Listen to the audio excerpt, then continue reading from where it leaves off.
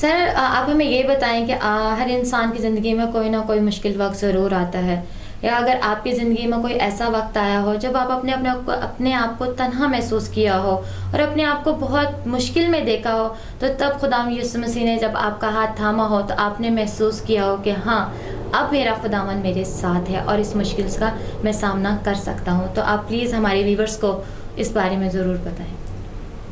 اپنی ایجوکیشنل جو میری تعلیم تھی مکمل کرنے کے بعد جب میں نے پروفیشنل لائف میں قدم رکھنے کے لیے ڈفرینٹ جگہ پہ اپلائی کیا تو مجھے بڑی مشکلات کا سامنا ہوا. میں نے بہت جگہ اپلائی کیا، مجھے ہر جگہ سے نگیشن ملی اور میں بڑا پریشان تھا کہ میرے ساتھ ہی ایسا کیوں ہو رہا ہے، کیونکہ جب میرے ساتھ کے سب دوستوں اور جو میرے فیلوز کی جابز اور اچھی پوسٹنگ ہو رہی تھی تو میں بڑا ڈسہارٹ تھا، پریشان تھا. اور مجھے یاد پڑتا ہے کہ 2011 میں جب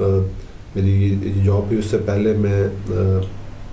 بیٹھا چرچ میں، مجھے یاد ہے کہ وہ جمعرات پاک جمعرات تھی اور میں دعا میں بیٹھا ہوا تھا. میں خدا سے یہ دعا کر رہا تھا، خدا تعالیٰ تیرے جو منصوبہ میرے لیے ہے اس کو ظاہر کر. اور میں تھوڑا پریشان بھی تھا، لیکن اس جو پاک جمعرات میں جب میں دعا کر رہا تھا تو میں نے خدا تعالیٰ سے یہی دعا کہ خدا میری زندگی میں جو آپ کا منصوبہ ہے وہ مجھے بتائے.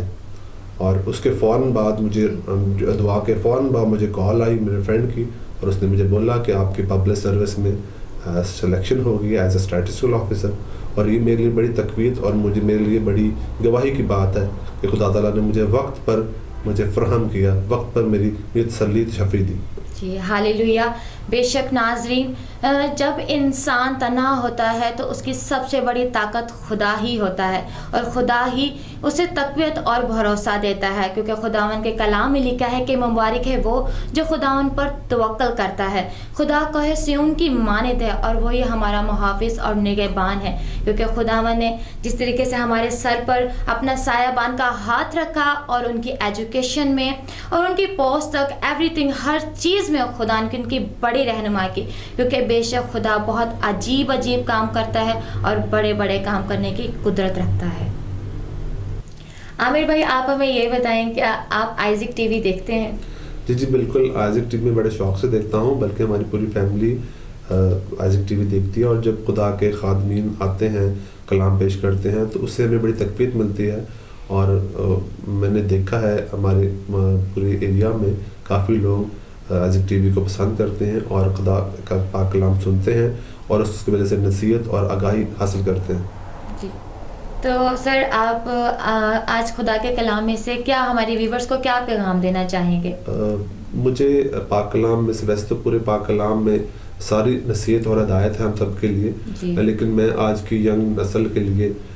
وائز میں سے کچھ دیکھنا چاہوں گا. اب سیکھنے کا موقع اب ہم سب کے لیے، میں چاہوں گا کہ میں بھی سیکھوں اور آپ سب بھی سیکھیں. مجھے وائس 11ویں باب کی کچھ 2 آیات ہیں میں آپ کے سامنے پڑھنا چاہوں گا، اور اس میں ہم اس ڈسکس کریں گے، اس میں ہم آپس میں شیئر کریں گے کہ نوجوان نسل کو کس طرح سے زندگی گزارنی ہے. جی اپنی نصیحت اور ہدایت کے لیے ہم پاک کلام میں سے وائز کی کتاب اس کا 11واں باب 9 اور 10 آیت کو تلاوت کریں گے. اے جوان تو اپنی جوانی میں خوش ہو اور اس کے ایام میں اپنا جی بہلا، اور اپنے دل کی راہوں میں اور اپنی آنکھوں کی منظوری میں چل، لیکن یاد رکھ کہ ان سب باتوں کے لیے خدا تجھ کو عدالت میں لائے گا. آمین. ان آیات میں خداوند ہم سب کے لیے ایک پیغام دیتا ہے کہ ہم سبوں کو اپنے روشوں کو پاک رکھنا ہے اور درست روش پہ رہنا ہے، اور دنیاوی چیزوں میں بھٹک کر بری روشوں میں نہیں پڑنا. اور یہ بیسکلی جب میں اس کلام کے حصے کو پڑھتا ہوں، اس کو سنتا ہوں، تو میں اپنے اندر ایک قوت پاتا ہوں. اور یہ ہم سب کے لیے، نوجوان نسل کے لیے ایک ہدایت ہے. اس میں ایک میسج ہے ہم سب کے لیے کہ ہمیں اس بات کو یاد رکھنا ہے کہ ہم نے اپنی روش کو پاک رکھنا ہے، سیدھا رکھنا ہے، اور ہم سے اس کے بارے میں سوال ہوگا، اور ہمیں اپنے آپ کو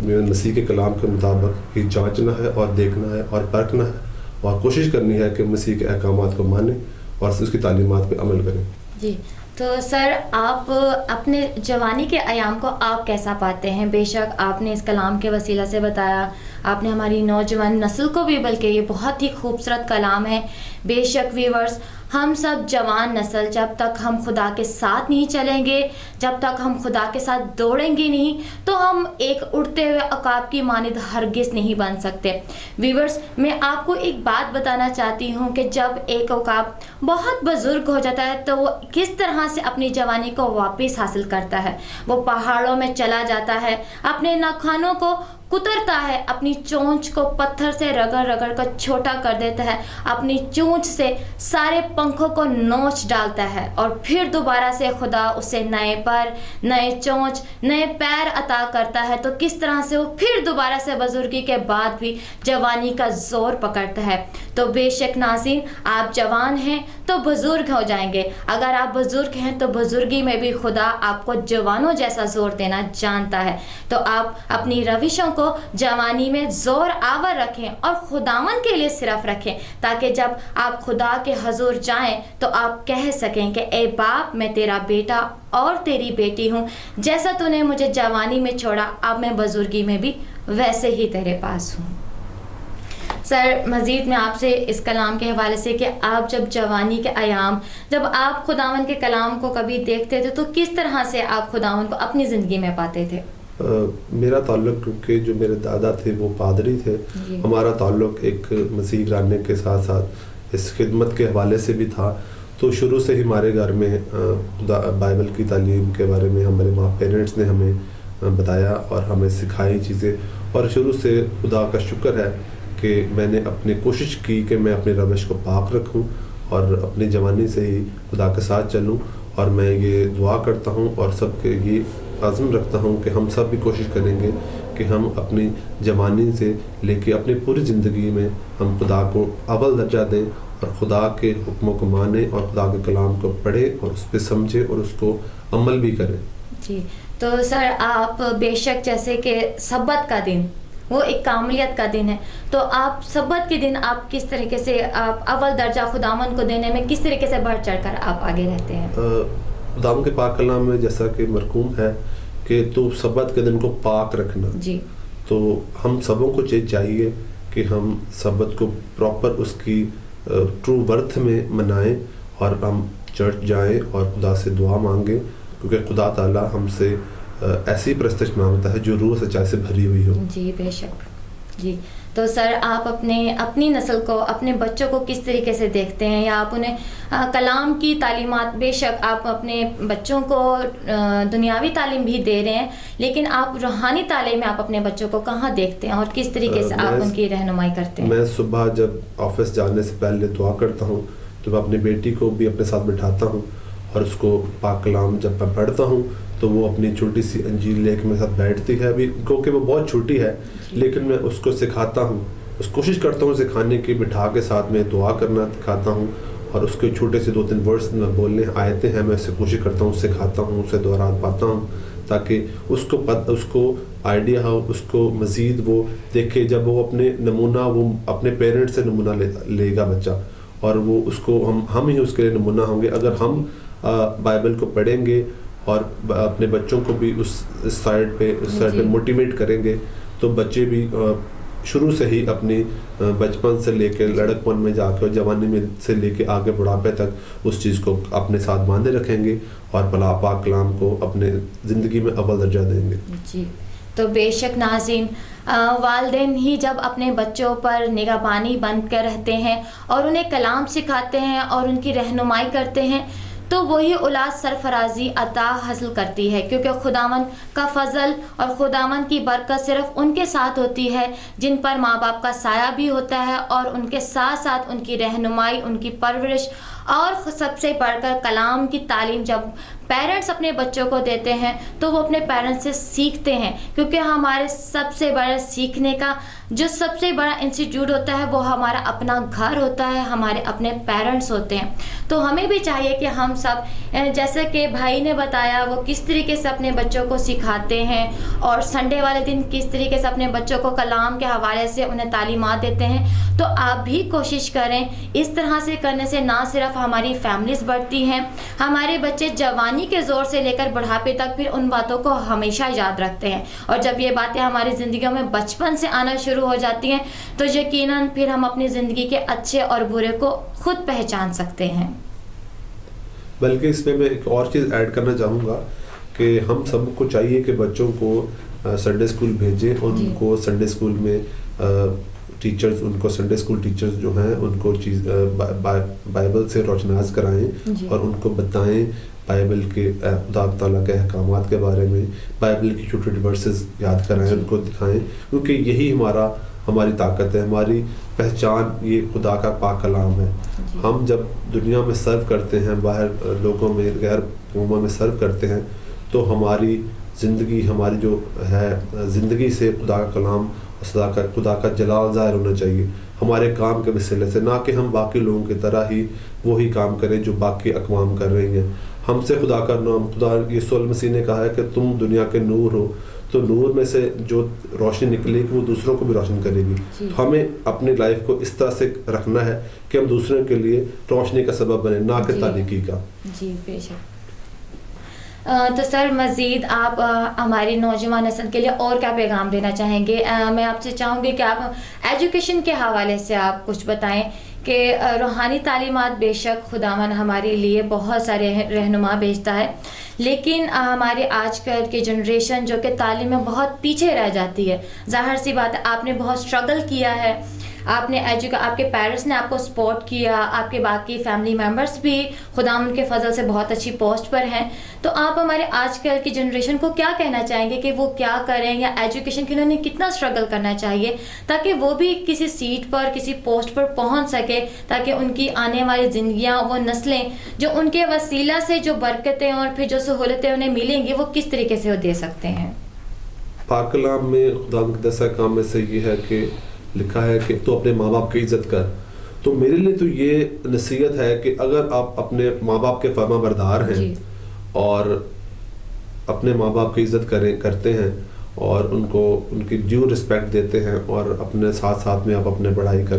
کرتے ہیں، تو خدا تعالیٰ کو ضرور وقت پہ سرفراز کرتا ہے. اور نوجوان نسل کے لیے میرا یہی پیغام ہے کہ کبھی بھی ڈسہارٹ نہ ہو، آپ اسٹرگل کریں، بار بار ٹرائی کریں. کیونکہ میں نے بھی جب اس جاب کے لیے اپلائی کیا تو اس کے سے پہلے میں نے کافی اسٹرگل کی، کافی اپلائی کیا، کافی جگہ پہ ڈسہارٹ ہوا، ریجیکٹ ہوا، لیکن میں نے خدا تعالیٰ میں اس امید کو اپنے ساتھ باندھے رکھا، قائم رکھا کہ خدا تعالیٰ مجھے وقت پر سرفراز کرے گا، اور اس نے مجھے وقت پر سرفراز کیا. جی بے شک ناظرین، جیسے کہ خدا کے کلام میں بھی لکھا ہے کہ چپ چاپ کھڑا رہے اور خدا کے حیرت انگیز کاموں پر غور کر. جب ہم کھڑے رہتے ہیں، صبر کرتے ہیں، تو عمل کرتے ہیں، تو تبھی خداوند ہمیں سرفرازی دیتا ہے، اور پھر ہم وہ دیکھ پاتے ہیں جو ہم ایک عام انسان ہونے کے ناطے نہیں سمجھ سکتے کہ خدا کتنے عجیب عجیب کام کرتا ہے اور کس طرح سے ہمیں سرفرازی دیتا ہے. بے شک کامیابی کی کنجیاں ہمارے خداوند یسوع مسیح کے ہاتھ میں ہی ہیں. آپ دنیا میں اسٹرگل کرتے ہیں اور محنت کرتے ہیں،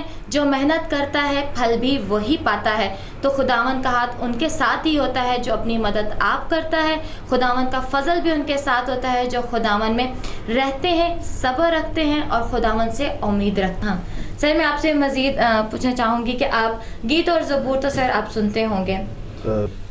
ویسے تو سارے زبور اور گیت بہت اچھے ہیں، لیکن آج کل آئزک ٹی وی پہ ایک گیت چل رہا ہے، حضوری اودیے معموری اودیے یہ سریندا ہے میرے نال اے جندڑی اودیے. اور میں یہ فیل کرتا ہوں کہ یہ جو گیت ہے میرے لیے ہے، یسوع کی معموری، یسوع کی حضوری ہمیشہ میرے ساتھ رہتی ہے، کیونکہ میں اپنے چرچ میں کوائر کا ممبر بھی ہوں،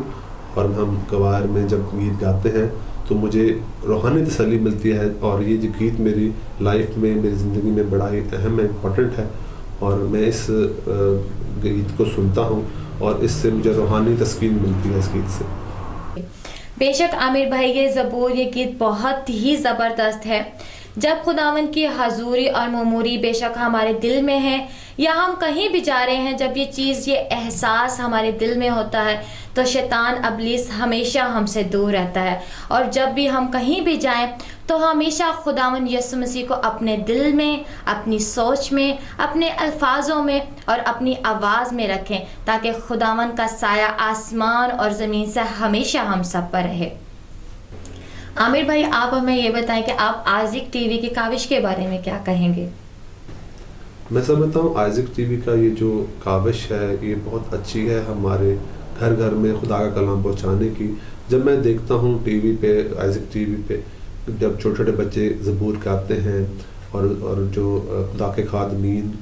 کلام ہمیں سناتے ہیں تو ہم سبوں کے لیے اس میں روحانی پیغام ہوتا ہے اور جو ہم سب کی راہ کے لیے روشنی اور قدموں کے لیے چراغ ہے با کلام. اور ہم جب سیکھتے ہیں سنتے ہیں تو یہ ہم سبوں کے لیے باعث برکت چیزیں ہوتی ہے. اور میں تو بڑا خوش ہوں کہ آئزک ٹی وی نے یہ پروگرام شروع کیا